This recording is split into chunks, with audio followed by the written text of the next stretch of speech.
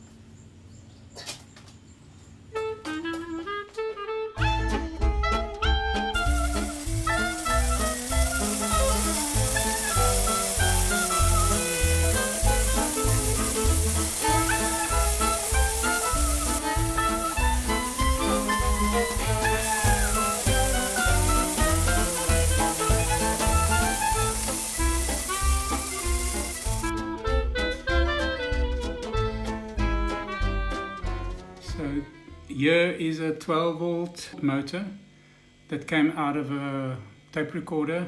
The wires go in this hole through the back and then up there to the 2 LEDs. I found that although it's a 12 volt motor, if it spins, it only generates about 3 or 4 volts, which is good for the LEDs.